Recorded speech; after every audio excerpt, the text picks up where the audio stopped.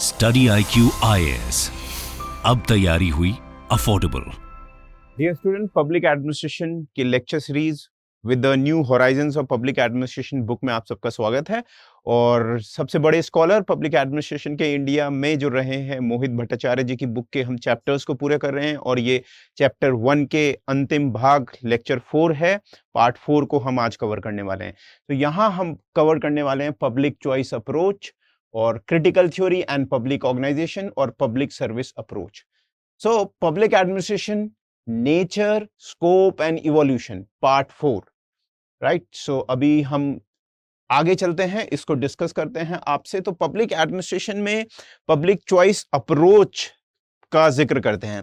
सो वैसे तो public choice approach जो है that is application of economics in the administration and political science, right. Economics की theory को लगाना पब्लिक एडमिनिस्ट्रेशन में, डिसीजन मेकिंग में गवर्नमेंट की, और साथ में पॉलिटिकल साइंस में, that is public choice theory, public choice approach, right. Essentially critic of bureaucratic model of administration.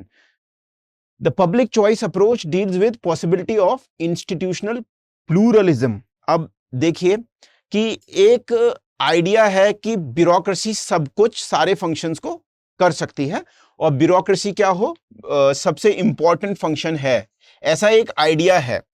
एक इंस्टीट्यूशन है ब्यूरोक्रेसी का और वो सारे फंक्शंस को कर देगा, ठीक। ये भी हमने आइडिया देखा। और शायद में ब्यूरोक्रेसी के थ्रू हम मैनेजमेंट स्कूल ऑफ थॉट के आइडियाज को लेके, हायरार्की, राइट, इन प्रिंसिपल्स के थ्रू हम क्या करेंगे, सब चीजें करा लेंगे। बट ये देखा गया जो अपने आप में हायरार्की लेडन जो एडमिनिस्ट्रेशन है ब्यूरोक्रेसी का, जहां पर चीजें क्या होने लगती हैं, बहुत धीमी होने लगती हैं। अगर ये हायरार्की मैं दिखाना चाहूं तो it takes lot of time, inter communication, up and down, bottom up, ठीक है, और टॉप डाउन कम्युनिकेशन में। तो इसी चीज को चैलेंज किया गया। चैलेंज क्या किया गया कि केवल और केवल ब्यूरोक्रेसी अपने आप में, स्टेट लेडन ब्यूरोक्रेसी, ठीक है, ये अपने आप में क्या है, एक ही इंस्ट्रूमेंट नहीं हो सकता। हम अन्य तरीके से भी लोगों की समस्याओं को सुलझा सकते हैं।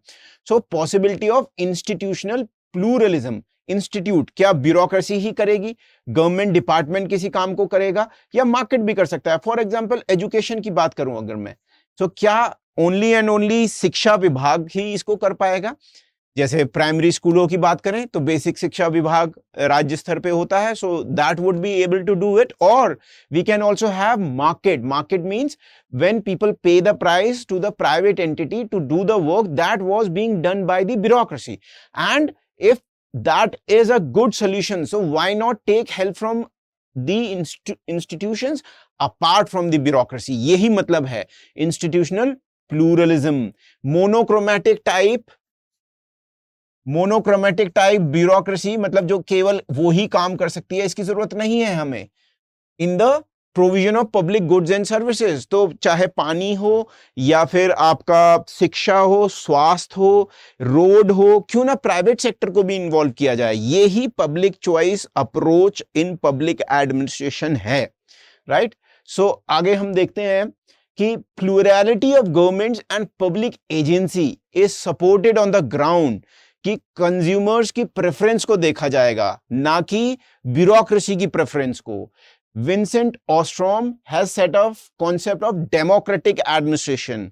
डेमोक्रेटिक डेमोज, ठीक है, ज्यादा लोग, डेमोक्रेटिक एडमिनिस्ट्रेशन जो हायरार्की लेडन नहीं है, जो is willing to listen more to the public what they want, rather than कि हमने ये सर्विस बना दी है, लेनी है तो लो, नहीं लेनी तो मत लो, ठीक है। अगर सर ऐसा भी हमें देखने को मिलता है, आपको अगर आपको अनुभव हो, in India we have many of the government departments. One है BSNL, मेरा अपना अनुभव रहा है, ठीक है। तो वहां पर अगर आप उनसे हाउस में जो वाईफाई की सुविधा लेंगे तो many a times I have encountered that what they offer is not a very good service, right. So अगर कोई दिक्कत होती है, you got to call them, they will not pick up. This has happened to me, right? So that is the challenge. Why not make it more democratic administration, what we the people want, rather than what government is providing, alongside with conventional idea of bureaucratic administration भी रहना चाहिए, ठीक है। कुछ चीजें तो कभी भी प्राइवेटाइज नहीं करी जा सकती, जैसे पुलिस एडमिनिस्ट्रेशन है, एडमिनिस्ट्रेशन का काम है, राइट। तो वो तो नहीं करा जा सकता। So variety of different organisational arrangement use करे जा सकते हैं, जैसे पब्लिक और प्राइवेट मिक्स हो सकता है, पीपीपी मिक्स हो सकता है, पब्लिक प्राइवेट पार्टनरशिप के जरिए हो सकता है। आजकल रोड्स, ब्रिजेस ये सब बनाए जा रहे हैं, आपको पता ही होगा, है ना, ये बनाए जा रहे हैं। So these type or only private or only government and private mix can be used to provide goods and services coordinated through different multiple organization arrangements। ये जैसे इसका मतलब क्या है, डिफरेंट ऑर्गेनाइजेशन अरेंजमेंट। जैसे हमने क्या कर दिया, किसी भी एक बड़ी बॉडी का, जैसे म्यूनिसिपैलिटी है यहाँ, क्योंकि चलो इंदौर सबसे बढ़िया एग्जाम्पल है, सबसे साफ भारत का शहर है। लेट अस सपोज इंदौर की म्यूनिसिपैलिटी ने क्या कर दिया, सब कॉन्ट्रैक्ट कर दिया। सब कॉन्ट्रैक्ट का मतलब है कि चलो जी हम क्या करेंगे, कूड़ा का जो सॉलिड वेस्ट मैनेजमेंट होगा उसमें हम कूड़ा का इकट्ठा करेंगे और एक प्राइवेट बॉडी को दे देंगे कि वो उसका रिसाइकिल करे, उससे क्या बनाए, कुछ चीजें ऐसी बनाए जो कि लैंड एम्बैंकमेंट्स में यूज हो सकती हैं, कुछ चीजें ऐसी बनाए जिनका फर्टिलाइजर्स के रूप में यूज हो सकती हैं, और जो प्लास्टिक्स या और चीजें हैं उनका रिसाइकलिंग के लिए। तो ऐसी हमने प्राइवेट सेक्टर को दे दिया ये ठेका, right. So these kind of through different multiple organisation arrangement ये हो सकता है। क्वेश्चंस ब्यूरोक्रेटिक हेजेमनी, जो पूरी की पूरी हमारी कॉन्सेप्ट है क्रिटिकल चॉइस अप्रोच का, वो जो हेजेमनी है, हेजेमनी का क्या मतलब है कि अपनी एकाध शक्ति बना लेना हर जगह। ब्यूरोक्रेसी जहां भी जाती है so it becomes overpowered, it overpower others organisation, private sector के ऊपर भी, एनजीओ के ऊपर भी अपना प्रभुत्व बना लेती है। तो ये क्वेश्चन करता है जो पब्लिक चॉइस अप्रोच है कि ऐसा नहीं होना चाहिए। Why there should be bureaucracy की hegemony? No, self aggrandisement and unnecessarily inflated government. So इसको भी क्वेश्चन करता है ब्यूरोक्रेसी। जब हम ब्यूरोक्रेसी को पढ़ते हैं तो उसकी एक टेंडेंसी है कि सेल्फ एग्रेंडाइजमेंट करती है। मतलब इसका मतलब क्या है? इसका मतलब है कि आप अगर जब सिविल सर्विसेज में जाएंगे भी, आप देखेंगे कि ब्यूरोक्रेसी के पास क्या होता है, बहुत पावर होती है कि वो अपने लिए नई गाड़ियां खरीद सके, नए वेपन खरीद सके, राइट। अपने ही कामों को बढ़ाना, कि अब से किसी और डिपार्टमेंट का काम भी क्या करेगा, ब्यूरोक्रेसी ही करेगी। अगर मैं भारत के सामने एक तरीके से जो हम ब्यूरोक्रेसी को समझते हैं लार्जली, कि प्रशासन जो है हमारा, राइट, डिस्ट्रिक्ट स्तर का। सो ये सेल्फ एग्रेंडाइजमेंट है, स्वयं पोषित होना, राइट। और साथ में अननेसेसरली क्या करना, इन्फ्लेटेड गवर्नमेंट। इन्फ्लेटेड गवर्नमेंट का मतलब ज्यादा डिपार्टमेंट, मिनिस्ट्रीज और ज्यादा अटैच्ड ऑफिस, फील्ड ऑर्गेनाइजेशंस को रखना, that is inflated government. And also number of people, if there are number of people are large, obviously because there are large number of departments, ministries, there are large number of offices, headquarters, right? So we do not need inflated bureaucracy. That is being challenged by the public choice approach. Pruning and downsizing bureaucracy by passing on functions to private sector. Why do we need? Now the whole idea कि आपको big bureaucracy चाहिए, वो ही question कर दिया है, तो नहीं, उसको तो क्वेश्चन कर दिया है। अब क्या करेंगे, प्रून डाउन कर लो, धीरे धीरे छील दो, लीन कर दो, ठीक है, साइज छोटा कर दो, और जहां पर ब्यूरोक्रेसी परफॉर्म नहीं कर पा रही है अगर वो सर्विस डिलीवरी में, तो क्यों ना उसको प्राइवेट सेक्टर को दे दिया जाए। यही है institutional pluralism, multitudinous in the institutionals that deliver the goods and services to the masses, right? So this is it. Two underlining assumptions has been made कि individual acts rationally with adequate information and ordered preferences.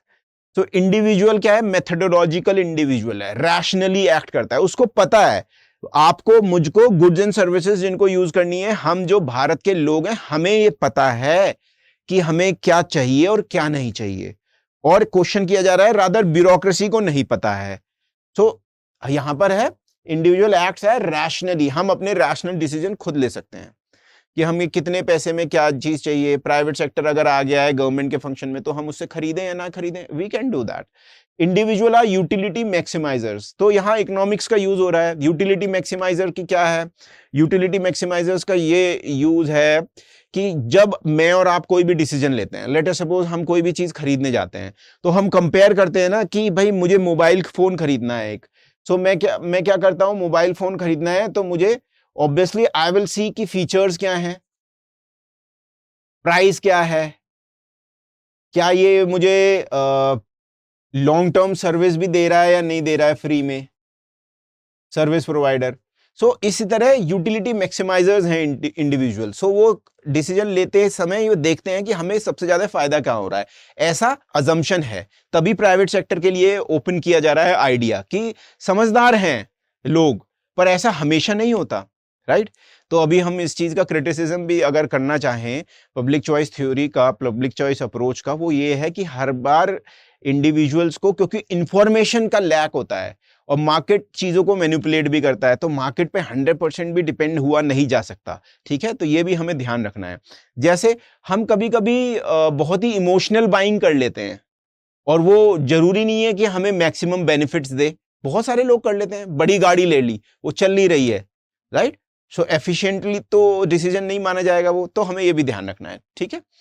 So the essential question raised by the public choice advocate is how far political and administration can be treated as exchange relationship as an economic dealing। तो basically ये है कि economic dealings में politics और administration को treat ऐसे कैसे किया जा सकता है कि रिलेशनशिप की इकोनॉमिक जो चीजें हैं वो केवल और केवल एडमिनिस्ट्रेशन के द्वारा करी जाएं, ऐसा क्या क्वेश्चन इस चीज पे उठाया जा रहा है। While theory has been drawn timely attention, failing of autonomous bureaucracy, it is too sweeping a statement। इसका मतलब है कि थ्योरी ने ये तो देखा कि ठीक है जी, थ्योरी ने ये देखा कि अच्छा ये तो बहुत आइडिया है, लोगों को लगा कि it is a good idea to provide goods and services from an institution which is apart from the bureaucracy which is very slow and which has lot of red tapeism and lot of delayed decision. ये तो बहुत बढ़िया है, पर ये इतना आसान argument लग रहा है, बहुत बढ़िया, पर इतना आसान है नहीं, क्योंकि ब्यूरोक्रेसी के ऐसे बहुत सारे फंक्शंस हैं जहां पर आप उसको नहीं हटा सकते। सो स्वीपिंग स्टेटमेंट दे देना बहुत ही गलत होगा। और ये हम ये भी नहीं हटा सकते कि values and public spiritedness, spirit of helping out others, spirit of doing something without expecting something in returns, या जो profit है only motive of the private sector, public administration में spirit of helpness, spirit of public service होती है, वो private sector में नहीं दिखाई देती, तो उसको कंप्लीटली आउट ऑफ एडमिनिस्ट्रेशन नहीं निगेट करा जा सकता। इसलिए ये बहुत ही स्वीपिंग और बहुत ही इजी सा आर्ग्यूमेंट प्रतीत होता है, वो है नहीं वास्तव में। सो अल्टीमेटली इस आर्ग्यूमेंट का पूरा जो निचोड़ है वो यही है कि public bureaucracy has something to offer which cannot be negated, ठीक है।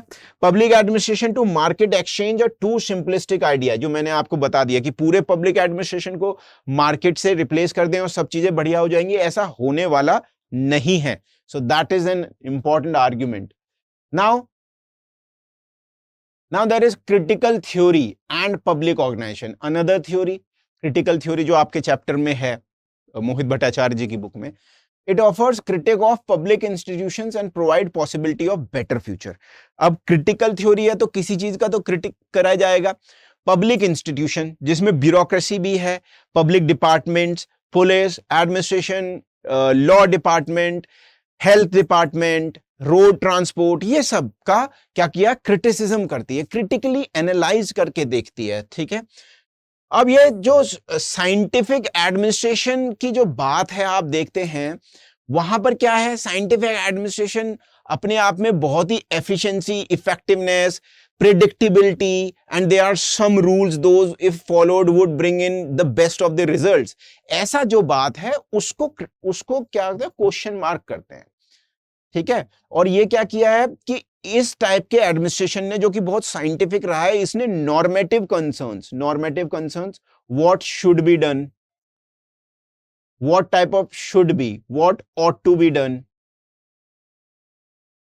ठीक है, what should be the norms, standards क्या होने चाहिए, what should be done, इससे अलग कर लिया पब्लिक एडमिनिस्ट्रेशन को। जब साइंटिफिक फर्वर में हम एडमिनिस्ट्रेशन को देखते हैं, जो कि अपने आप में क्या है, सही नहीं है, राइट। तो critical approach emphasises on the need to humanise the public administration, public organisations, public administration. So critical theory ये कहती है जो आपने डीह्यूमनाइजेशन किया है with the scientific fervour, right, वहां उसकी जरूरत नहीं है। We need to humanise them, we need to have normative concerns, we need to have values in administration, यही बात कर रहे हैं। तो जर्गन हबेमास जो एक स्कॉलर रहे हैं, बेस्ट एक्सपोनेंट हैं क्रिटिकल थ्योरी के। salient features can identify salient aspect, जो आपकी क्रिटिकल थ्योरी के कुछ इंपॉर्टेंट फीचर्स हैं, उनके थ्रू जब हम देखते हैं पब्लिक ऑर्गेनाइजेशंस को, तो हम देख पाते हैं कि कुछ विशेष क्या है, परिस्थितियां हैं, कुछ विशेष एस्पेक्ट्स हैं। हेबरमास की ये थ्योरी है, इसको पब्लिक ब्यूरोक्रेसी को भी यूज कर सकते हैं जज करने के लिए।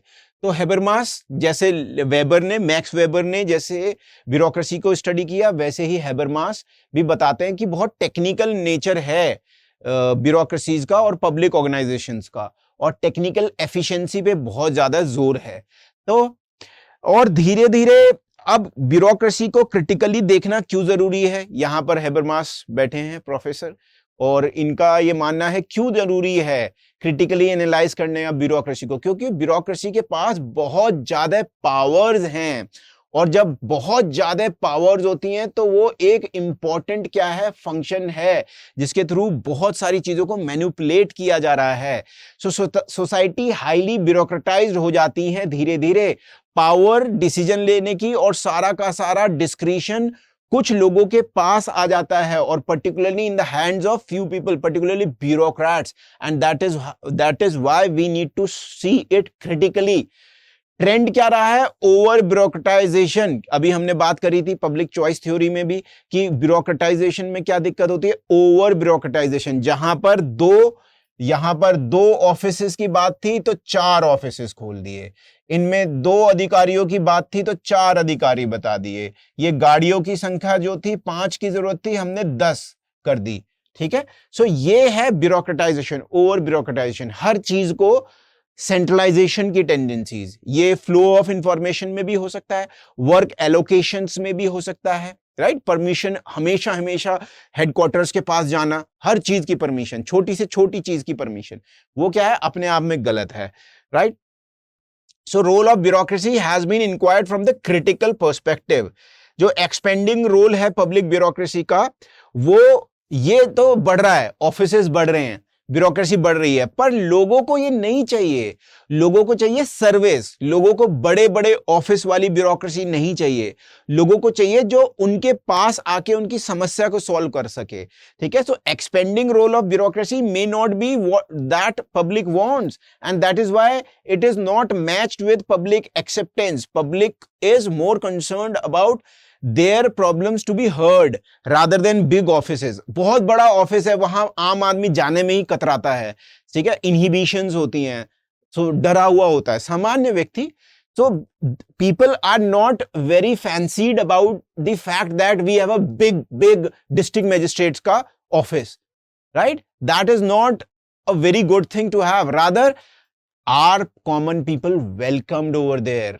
Are the corridors of power open for everybody? That is the more concern. So the big size of bureaucracy, over bureaucratization, having lot of rules, regulation, registers, and security arrangement, facial recognition may not be the things that people want. I mean, I'm trying to connect the dots, right? Okay. So public interest and public bureaucratic interest don't match. Bureaucratic interest क्या है, अपने ज्यादा से ज्यादा सुविधाएं कर लेना, अपने ऑफिस को बड़ा कर लेना, अपने नीचे ज्यादा से ज्यादा लोगों को एम्प्लॉय कर लेना, ज्यादा से ज्यादा पावर कंसंट्रेट कर लेना अपने हैंड्स में। that is not something people are vying for. People are not interested in them, neither they are impressed by it. Only bureaucracy get impressed by it, right? So यही क्या है, professor हबेमास इसको बताना चाह रहे हैं। और यहां पर देखने को मिल रहा है despite variety of management structures and styles, common bureaucracy में, पब्लिक ऑर्गेनाइजेशंस में हमने देखा है बहुत सारे टाइप ऑफ मैनेजमेंट स्टाइल्स हो सकते हैं, इवन प्राइवेट सेक्टर ऑल्सो, पर सबका जो निचोड़ है वो ये कहता है कि management is technical in nature, produce predictable results, manipulates human beings and materials.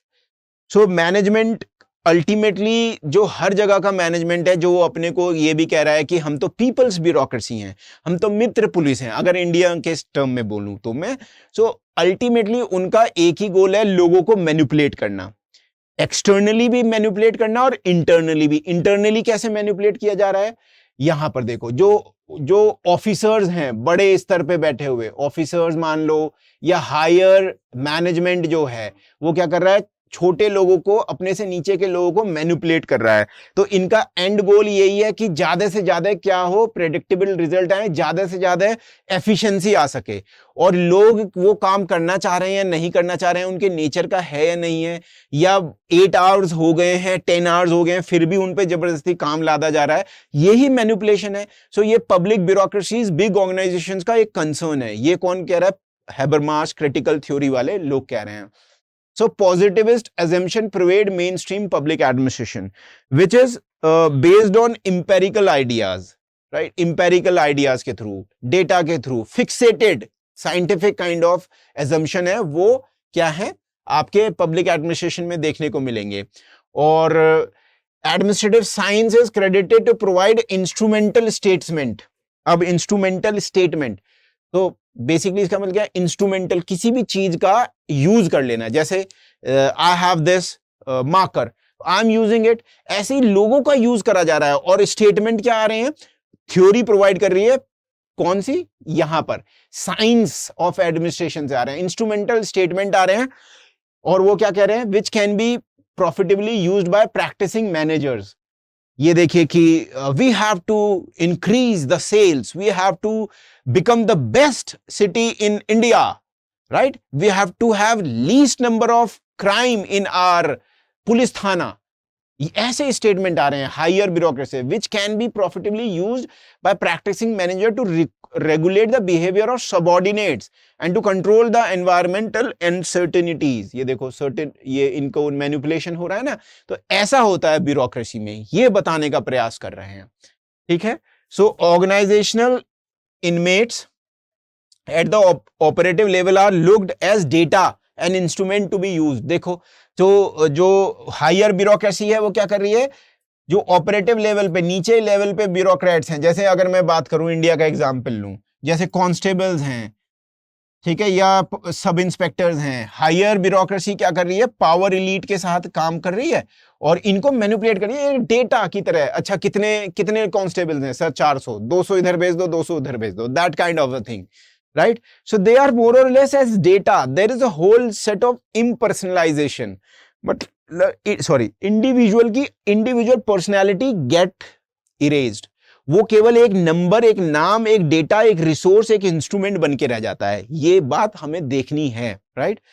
So data to be manipulated at will और डायरेक्टेड, बस डायरेक्शन हो रहा है, आप इधर चले जाइए ड्यूटी में, उधर चले जाइए। अब इसका मतलब ये नहीं है कि भाई ब्यूरोक्रेसी ऐसा नहीं करेगी तो काम कैसे करेंगे, है ना? ये है कंसर्न है, ठीक है, काम करेंगे पर ह्यूमनाइजेशन की जरूरत है, यही हैबरमास कह रहे हैं। Search for efficiency has led to rigidity in administration और डीपर्सनलाइजेशन, जहां पर इंडिविजुअल की वैल्यू क्या हो गई है, खत्म हो गई है, मिक्स हो गया है, बिल्कुल इरेज हो चुका है एज अ इंडिविजुअल उसकी वैल्यू। वो केवल एक डेटा, एक रिसोर्स रह गया है और कॉग इन द व्हील बन के रह गया है। Human are separated from one another in the organisations. अब जब आपको हर चीज में एफिशिएंसी, आपने कितना काम किया, देखो आपके साथ वाले ने आपसे 10 ज्यादा कर दिया, so people are jealous of each other, they are removed from each other as human beings, they do not find value in connecting. Every other statement connection is a grandiose idea of manipulation, right? ये है। So search for efficiency has led to rigidity. Okay, depersonalization, ये बात कर ली हमने। Order, control, efficiency and predictability are themes that we see in the literature.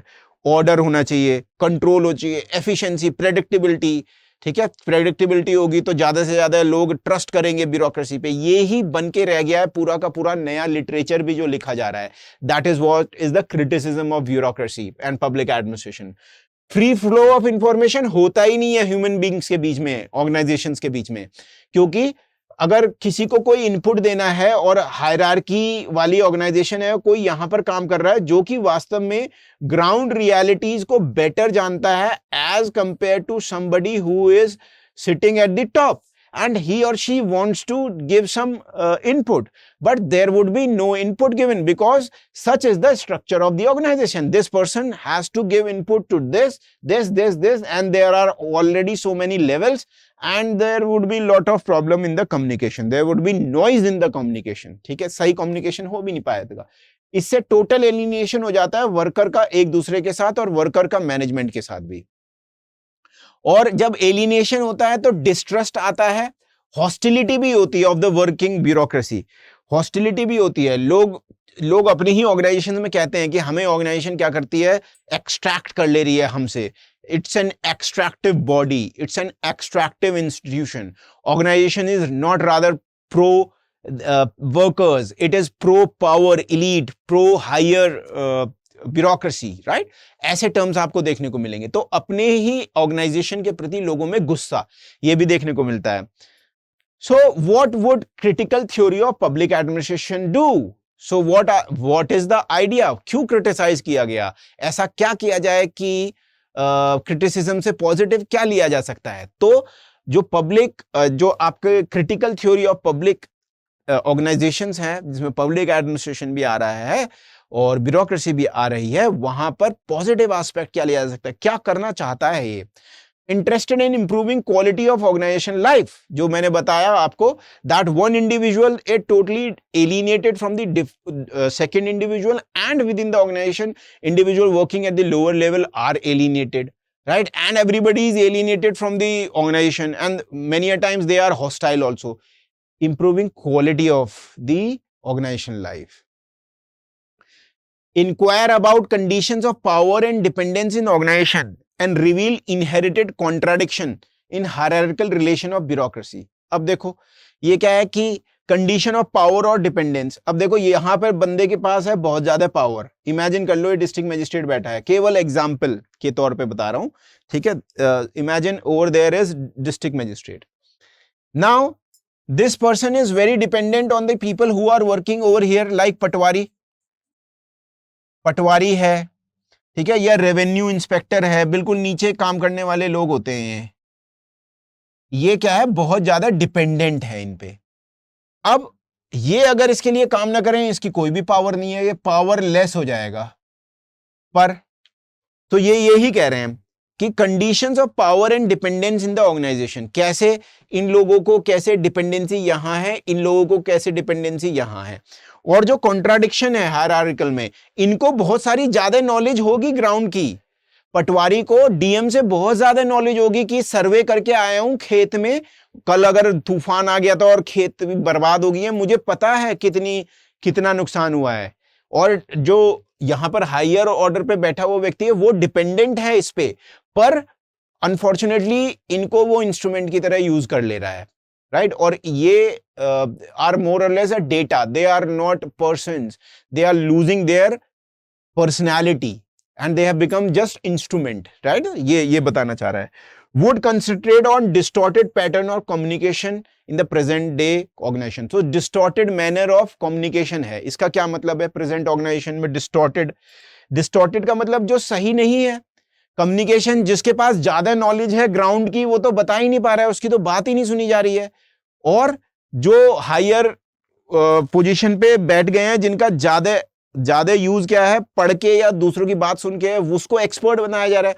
जैसे आप देखो India में क्या होता है, जब खेती किसानी की बात होती है तो क्रिटिसाइज किया जाता है कि भाई इंडिया में एसी चैम्बर्स में रहने वाले लोग क्या होते हैं, किसानों की पॉलिसीज बनाते हैं। और ये सही है, because big scientist and big bureaucracy, जो हमारे मंत्री हैं, वो लोग कितने दिन फार्म पे बिताते हैं? नहीं बिताते हैं। एंड एमएसपी बनाना हो या फिर आपको एमएसपी के लिए रिलीज करना हो या फिर नई पॉलिसी बनाना हो, it is more of a people who are detached and are in ivory tower offices rather than working on the ground, right? So इसीलिए कम्युनिकेशन के प्रेजेंट डे में जो पैटर्न्स हैं वो भी डिस्टॉर्टेड हो गए हैं, उनको सही करना जरूरी है। जो नीचे वर्क कर रहे हैं उनकी बात सुननी जरूरी है। ऐसा ये है critical theory of public administration would like to do. 1 2 3 मैंने बताया, और भी चीजें, structure arrangement that stand in the way of free flow of communication, hierarchy कि आप अपनी बात ऊपर कह नहीं सकते, आपको 4 लेयर्स तोड़ के जानी पड़ेंगी, तो इनको भी अलग करने की जरूरत है, ठीक है, क्योंकि इससे एलिनेशन बढ़ रहा है। Client is seen as a burden by the organization and client see organization as burden. तो ये भी जो क्लाइंट जिसको ऑर्गेनाइजेशन सर्व कर रही है, फॉर एन एग्जांपल अगर मैं बात करूं, पुलिस डिपार्टमेंट है, जो लोगों की सहायता के लिए है पुलिस, तो पुलिस को जो लोग हैं, पीपल, यहां पर क्लाइंट बोला गया है, वो कैसे देख रहे हैं कि ये तो हमारी हेल्प ही नहीं करते, ठीक है। और पुलिस कैसे देख रही है, ऑर्गेनाइजेशन कैसे देख रही है पीपल को कि ये तो है ही नहीं हेल्प करने लायक, क्योंकि ये रात को दंगा मचाते हैं, 2 बजे चिल्लाते हैं, हमको आना पड़ता है, क्या हम लोगों को या लिकर पी के दंगा मचा रहे हैं। अभी आपने देखा होगा रिसेंटली बेंगलोर में एक हत्या भी हो गई, राइट। तो ऐसी चीजें अगर कर रहे हैं, neither the police is very concerned about the public and neither the public is very concerned, right? So we need to have different type of communication, we need to have different kind of relations. That is what the critical theory is trying to do. So organization run counter to the principle of democratic public service. So organization में अपने आप, क्योंकि अंदर से ही a person is not attached to another person, number one. A person is feeling alienated within the organization. Police वाले या कर्मचारी जो हैं, अगर इंडियन कंटेक्स्ट में कहूं तो वो खुद ही फ्रस्ट्रेटेशन हो रहे हैं। तो पब्लिक सर्विस के लिए जो ऑर्गेनाइजेशन थी डेमोक्रेटिक प्रिंसिपल पे काम करने वाली, वो तो हो ही नहीं पा रही है, और इसको करना जरूरी है। And this would also suggest a different style of management. Different style of management होना चाहिए, मैनिपुलेटिव नहीं होना चाहिए, केवल काम करा लो, एफिशिएंसी करा लो और लोगों को ट्रीट ना करो। Let them have their space, let them have their say, everybody has to say something important. Helping individual to discover and pursue their own developmental needs. Maybe a person is not fit for a particular posting, so why not give him some other work? Why he or she has to be kept in a particular position?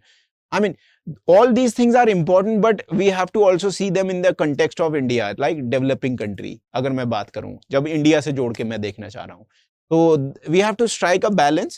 This is about the whole of the public administration, public organization, not particularly about India, but I am giving you the Indian picture as well, so that you can connect the dot, right? So अपना development खुद कर सकें, ऐसे हमें management style की जरूरत है जहां पर नीचे के लोग भी अच्छी तरह अपना डेवलपमेंट खुद कर सकें। Basic thrust of critical theory is towards reaffirmations of commitment to the democratisation of all kinds of social relations. तो बेसिक थ्रस्ट यही है कि हमें डेमोक्रेटाइजेशन करना है, मतलब ज्यादा से ज्यादा लोगों को लाना है पावर की सिचुएशन में जहां पर डिसीजंस मेकिंग हो रही है।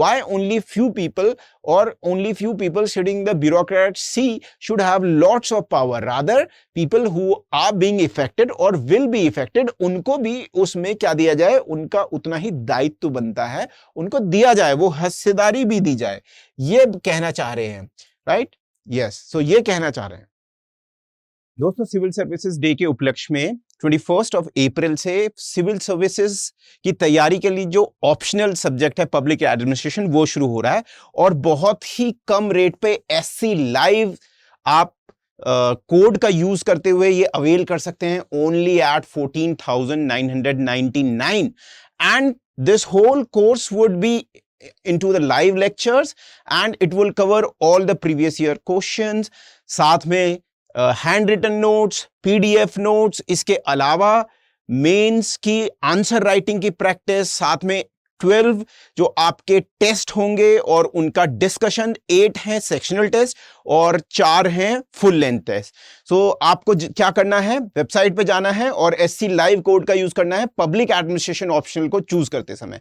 सिविल सर्विसेज डे आने ही वाला है, सो उससे पहले आप ये ग्रैंड सेल का लाभ उठा लें, और इससे 21 अप्रैल को जो शुरू हो रहा है बैच, उसमें आपको कम दामों में इसकी सुविधा मिल सकती है। Now coming ahead, public service approach जो है, सो एक और अप्रोच जो आती है वो है पब्लिक सर्विस अप्रोच। सो वैसे तो जो पब्लिक एडमिनिस्ट्रेशन है उसका जो डिसिप्लिन है कई उतराव चढ़ाव से गुजरा ही है और अनसर्टेन टाइम्स रेफर किया गया है कि अभी public administration is trying to find out its holding on the ground, right, as a discipline भी। सो टेलरिज्म से लेके बिहेवियरल थ्योरीज तक, उसके बाद डिसीजन मेकिंग जो साइमन की थ्योरी है, कोऑर्डिनेशन, कम्युनिकेशन, इन सब से गुजरते हुए हम ये देख रहे हैं कि आज भी इसकी जो थ्योरी बिल्डिंग है हो रही है अपने आप, राइट। न्यू पर्सपेक्टिव आ रहे हैं और कुछ क्वेश्चंस रेज किए जा रहे हैं। इसी क्वेश्चन रेज किए जाने के संदर्भ में दोस्तों हम ये देखते हैं दो इंपॉर्टेंट एस्पेक्ट हमें नजर आते हैं। दो इंपॉर्टेंट एस्पेक्ट में है two discipline shaking approaches in this context are reinventing the government और approach of David Osborne and Ted Gaebler, और दूसरा है न्यू पब्लिक मैनेजमेंट जो स्कॉलरली आर्टिकल्स आए और 1988 के बाद हमने देखा मिनोब्रुक के बाद इसके बारे में ये पूरे दुनिया में एक फैला न्यू पब्लिक मैनेजमेंट जो है neo liberal school of thought. Neo liberal का मतलब है कि दोबारा से प्राइवेटाइजेशन। नियो लिबरलिज्म एक पहले शुरू हो गया था, लिबरलिज्म की जो डॉक्ट्रिन है, आइडियोलॉजी है, और उससे कैपिटलिज्म भी लिंक्ड है, और नियो लिबरल अब दोबारा से गवर्नमेंट के सेक्टर्स को स्क्वीज करना, श्रिंक करना और प्राइवेट सेक्टर का ज्यादा योगदान होना। सो पहला जो अप्रोच है वो करता है रीओरिएंट करना है, री इन्वेंट करना है गवर्नमेंट को। गवर्नमेंट अगर जा रही है बहुत ही ब्रॉडन वे में तो उसको ओरिएंटेशन उसका सही करना है और कम कर देना है। इसमें सब कॉन्ट्रैक्टिंग, कॉन्ट्रैक्टिंग आउट, सब कॉन्ट्रैक्ट। जैसे आप इंडियन रेलवे में ट्रेवल किया होगा रिसेंटली, आपने देखा है कि Indian railway what is doing, at least जो हाउसकीपिंग एक्टिविटीज हैं, झाड़ू लगना, एट द सेम टाइम आपके कर्टन्स बदलना, बेडशीट्स बदलना, these all are being done by the private sector. So there are many aspects of reorientation of the government. So the government should become like a private entity. वो skills आनी चाहिए, catalyst होनी चाहिए, change oriented होनी चाहिए, ऐसी। So ये भी कहा गया है कि reorientation of the government की बात है जो हम बात कर रहे हैं टेड गैबलर और डेविड एस्बॉर्न और टेड गैबलर की जो किताब आई उसके बाद, और साथ में हम बोल रहे हैं कि स्टीयरिंग रोल हो गया है rather than rowing. So you know boat को कैसे किया जाता है, रो किया जाता है, ठीक है। अगर आपने केरला में एक बोट रेस होती है उसमें देखा हो, बहुत ताकत लगती है। एक रोइंग क्या है, एक स्पोर्ट्स भी है। अब वो फंक्शन नहीं है, गवर्नमेंट को क्या करना है, स्टीयरिंग करना है, केवल दिशा दिखानी है, तो गवर्नमेंट का रोल कम होता दिखाई दे रहा है। दूसरा अप्रोच भी कहता है कि प्राइवेटाइजेशन की तरफ ध्यान देता है, वो भी कहता है डाउन साइजिंग। अगर बिगर ब्यूरोक्रेसी है तो हम छोटी ब्यूरोक्रेसी कर दें और ये जो फालतू की एक्टिविटीज हैं ब्यूरोक्रेसी की, इसको हम प्राइवेटाइज कर दें। So from the point of view of scope को कम किया जा सकता है और मैनेजमेंट कॉम्पिटेंस बढ़ाया जाए, तो प्राइवेटाइजेशन, एफिशिएंसी, इफेक्टिवनेस, राइट, इन सब कंसर्न्स पे हमारा ध्यान होना चाहिए। अब इसके आगे हम बात करते हैं नियो लिबरल जो फिलॉसफी है, जहां पर दोबारा से क्या है, प्राइवेटाइजेशन पे जोर है और प्राइवेट कंपनियों को ज्यादा ध्यान उनका क्या लिया जाए, उनकी कॉम्पिटेंस का यूज करा जाए। ये कहा जा रहा है कि पब्लिक इंटरेस्ट के अगेंस्ट काम किया है, क्योंकि प्राइवेट एंटिटीज की जो मेन जिम्मेदारी है अपने शेयर होल्डर्स के प्रति है, they are more concerned about the profit rather than helping out the people, and public administration as a subject is more concerned about the normative functions also. Normative का मतलब what ought to B, क्या किया जाना चाहिए, right. सो क्या हो गया, down sizing तो कर दी है आपने बड़ी ब्यूरोक्रेसी को, अब आप छोटी ब्यूरोक्रेसी करके ले आए हैं, और इससे क्या हुआ है कि सेंट्रल पोजीशन जो गवर्नमेंट की थी रेगुलेटर के फॉर्म में आ गई है, पर अब वो लार्जर चीजों को कंट्रोल नहीं कर पा रही है, वो केवल कुछ चीजों को कंट्रोल कर पा रही है। और जो मार्जिन्स पे लोग हैं, जैसे अगर ये सोसाइटी है तो सोसाइटी के मार्जिन्स पे, जैसे कि अनएम्प्लॉयड लोग हैं, साथ में माइनॉरिटीज हैं, जो कि मेन फंक्शन, जो मेन फोकस है उससे बाहर हैं, गरीब लोग, अनएम्प्लॉयड लोग, उनके प्रति जिम्मेदारी नहीं निभा पा रही है, ठीक है। और साथ में ये बताया गया कि न्यू लिबरल व्यू में एपोथेसाइजिंग मतलब किसी को गॉड की तरह वर्शिप करना, फेवरेबल किसी के बारे में व्यू रखना, मार्केट की जो इस तरीके का व्यू रखा गया है, मार्केट को एक बहुत ही पेडेस्टल पे बढ़ाया गया है, has failed to appreciate the critical role of public administration bodies या पब्लिक इंस्टीट्यूशंस। और जिनका मेन रोल क्या था, maintenance and development of society, वो कर नहीं पा रहे हैं क्योंकि अब प्राइवेट सेक्टर प्रॉफिट मोटिव्स के आधार पे अपना डिसीजन ले रही है, and that may not be a very good decision because ultimately profit trumps over the good of the society, right? So new public service जो अप्रोच आती है उसमें एक बुक आती है, new public service serving not steering, कि अब हमें सर्व करना है, क्योंकि न्यू पब्लिक मैनेजमेंट हो या रीओरिएंटेशन ऑफ द गवर्नमेंट हो, दोनों का ही फंक्शन यह है कि ब्यूरोक्रेसी के रोल को कम करो और मार्केट के रोल को बढ़ाओ। तो यहां पर इस जो स्ट्रीम ऑफ थॉट है, इसके अगेंस्ट एक काउंटर आर्गुमेंट आता है कि it is about serving and not steering.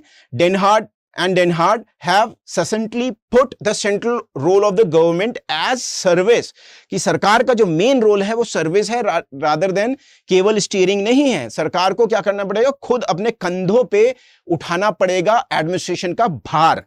So government, ये कह रहे हैं government as they argue shouldn't be run like a business, no, rather it should be run like a democracy।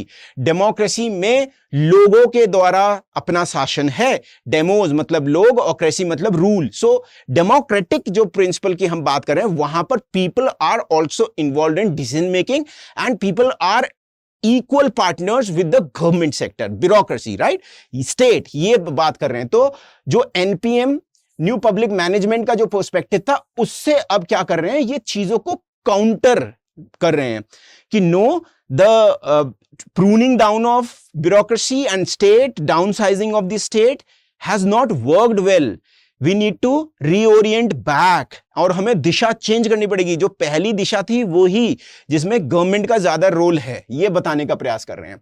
So public interest and democratic citizenship are the hallmark of the government. So democratic citizenship का मतलब है जहां पर citizens अपने सारे के सारे roles में, क्या बात है, को पार्टनर्स हैं। वो केवल और केवल whatever bureaucracy and state are doing passive recipient नहीं है, बल्कि वो क्या है, एक्टिव सिटीजनरी है, वो एक्टिव रोल अदा कर रहे हैं। डेमोक्रेटिक सिटीजनशिप और पब्लिक इंटरेस्ट, ये है हॉलमार्क, ये है main feature of the government, right?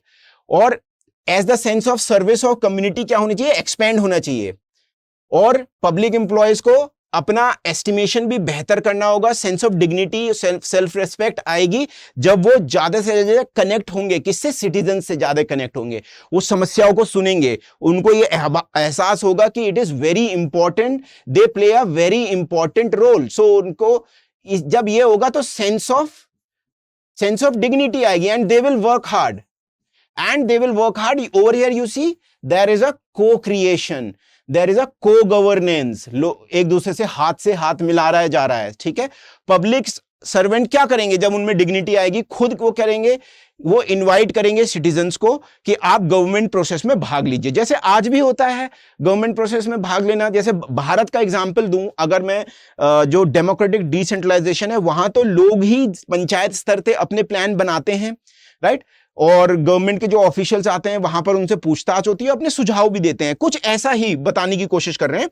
तो ये क्या होगा, new culture of co-governance, एक दूसरे के साथ मिलके गवर्नेंस को बढ़ाएं, would emerge this new attitude and new involvement, co-governance is the new public service. ये बताया, ये न्यू पब्लिक सर्विस है जहां पर हमने क्या कर दिया है, लोगों को भी एक साथ ले आए हैं, people are there, and important and active role of state is there, right? So market is not the main proponent of this, market is not the main critical aspect of this, right? Rather than bureaucracy, state and people contact is there, right?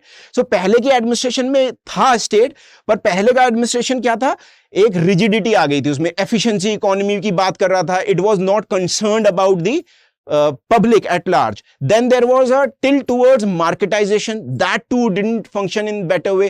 What is the option now? The option now is you have to have a collaborative co-governance, right? हाथ से हाथ मिलाने वाली बात हो गई है। Okay, so administrator जब ऐसा करते हैं, when they reach out to people, they also gain by serving rather than steering, right? और लिसनिंग की बात करते हैं, जब वो लोगों की समस्याएं सुनते हैं तो उनकी लेजिटिमेसी बढ़ती है, सोशल एक्सेप्टेंस बढ़ती है, ठीक है। सो इससे क्या होता है, इनविटेशन से पब्लिक सर्विस में लोग, आम जनता भाग लेने लगती है. What Denhardt and Denhardt describe is more a expectation, a normative function. मतलब व्हाट ऑट टू बी, कैसा शुड होना चाहिए, नॉर्मेटिव, नॉर्म कैसे होने चाहिए, ऐसा. ठीक है, ये एक्सपेक्टेशन है जो वो अपनी बुक में लिख रहे हैं कि ऐसा होना चाहिए. जहां पर कि डेमोक्रेसी के जो ट्रेंड्स हैं वो डिमिनिश हो रहे थे, उसको हमें क्या करना है, बाहर लाना है दोबारा से. क्योंकि वो न्यू लिबरल एजेंडा में तो है ही कि मार्केट लाना है और डी एम्फेसाइज करना है गवर्नमेंट पे, पर ऐसा नहीं होना चाहिए. इसके अगेंस्ट न्यू पब्लिक सर्विस का कॉन्सेप्ट लाया गया. और इसके अलावा ये टाइमली वार्निंग है जब इनकी बुक आई. और क्या है वार्निंग, कि downsizing of the government अच्छा नहीं है. We need to have a government sector strong and also collaborative, co governance. Okay, so summing up, अब चैप्टर का समराइजेशन है. आपकी बुक का फर्स्ट चैप्टर का लास्ट पार्ट हम डिस्कस कर रहे हैं. काफी बड़ा चैप्टर था ये. तो पब्लिक एडमिनिस्ट्रेशन में क्या है, डिसिप्लिन अभी भी प्रोसेस में है, अपनी बाउंड्रीज को बढ़ा रहा है, इवोल्यूशन हो रहा है. From the time of Woodrow Wilson की बात करें 1887 में जब ऐसे लिखा जाता है, उसके बाद आप देखते हैं साइंटिफिक मैनेजमेंट भी आता है, पॉलिटिक्स और एडमिनिस्ट्रेशन की डायकोटमी भी देखने को मिलती है. Still things are changing a lot. ठीक है, इमर्जिंग सोशल नीड्स के अनुसार ये डिसिप्लिन चेंज हो रहा है. और एडमिनिस्ट्रेटिव प्रैक्टिसेस को क्या करा जाता है, रिस्पॉन्ड करना पड़ता है नई चैलेंजेस पे, नए प्रॉब्लम्स पे. ठीक है, और जो भी सोशल चेंज आ रहा होता है. और डिसिप्लिन हैज टू, अभी जो समय आ गया है, डिसिप्लिन को अपनी एफिशिएंसी और इंसुलर, जो दूसरे इंसुलेशन आपको पता है, ठीक है, टेम्परेचर का असर नहीं हो रहा है, ऐसी चीजों को, या समाज का असर नहीं हो रहा है, ऐसी एडमिनिस्ट्रेशन को अपना स्वरूप बदलना पड़ेगा.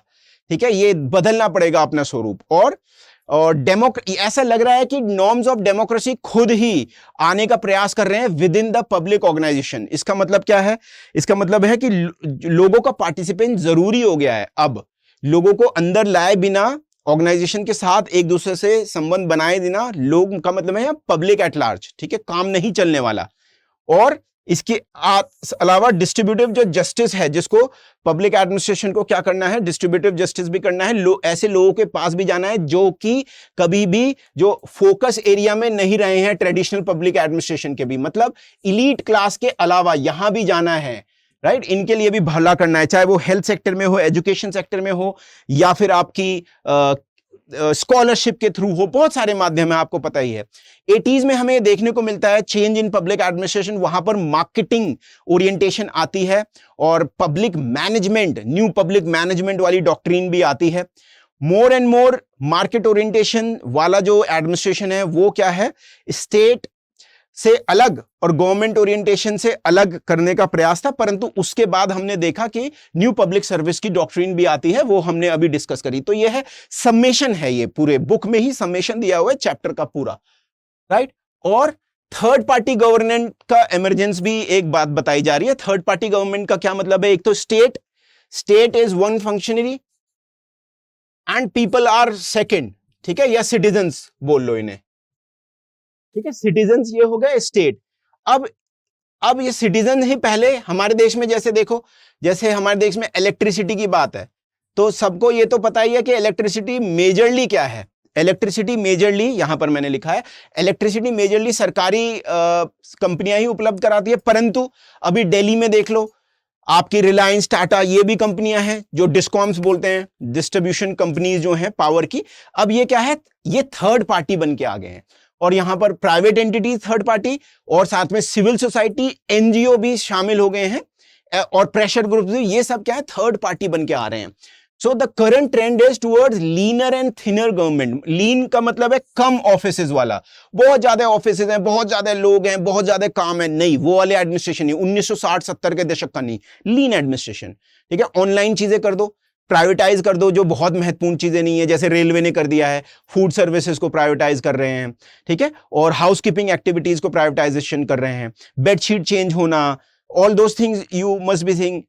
ब्लैंकेट्स जो रेलवेज में हो रहा है, जनरली आप ट्रैवल करेंगे तो वहां पर आपको ये चेंज होते हुए दिखाई देगा. सो the current trend is towards leaner and thinner government. और उसमें क्या है, कम से कम वहां पर एक्टिविटीज करें, should be all the activities, majorly things should be handed over to private parties including NGOs. तो ये मैंने आपको थर्ड पार्टी बताया, मैंने थर्ड पार्टी का क्या मतलब है। This trend with of course with the time new modes of control लेके आएगा, फाइनेंसिंग लेके आएगा, जैसे कि पब्लिक प्राइवेट पार्टनरशिप है, राइट, और या फिर कोई भी एंटिटी है प्राइवेट सेक्टर, कैसे पब्लिक सेक्टर में ट्रेन्स में ही प्राइवेट ट्रेन भी चल रही हैं भारत में, और हम कैसे मॉनिटरिंग भी करते हैं थर्ड पार्टी को।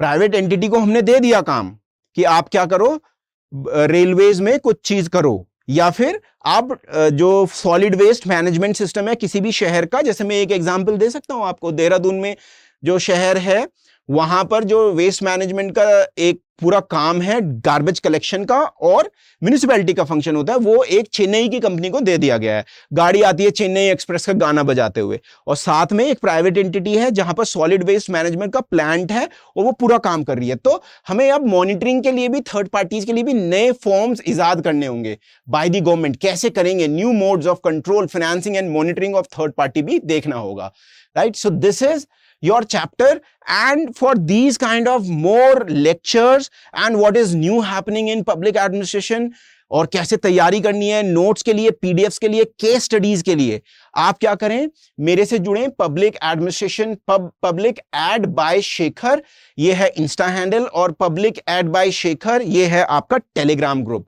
यहां पर मैं बहुत सारी चीजें शेयर करता हूं। Even for that matter let me tell you, मैं सब डिविजनल लेवल पे ऑफिसर रह चुका हूं उत्तर प्रदेश में। मैंने यूपीएससी के भी मेंस दिए, साथ में मेरा फाइनल सिलेक्शन जो हो गया था वो यूपी पीसीएस में हो गया था साथ में। उसके बाद I have worked there on the ground Moradabad district में। तो मेरे साथ आपको जुड़ के बहुत सारा लाभ भी होने वाला है, क्योंकि मैं ग्राउंड रियलिटीज जो हैं आपको बताऊंगा ही केस स्टडीज के माध्यम से।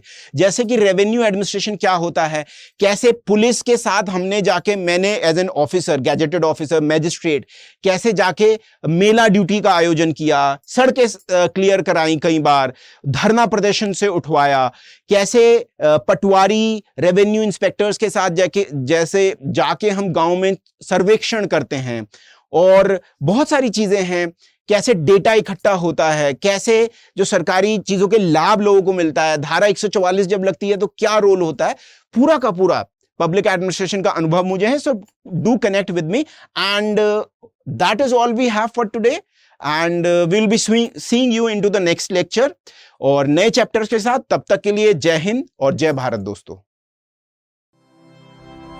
स्टडी IQ IAS, अब तैयारी हुई अफोर्डेबल।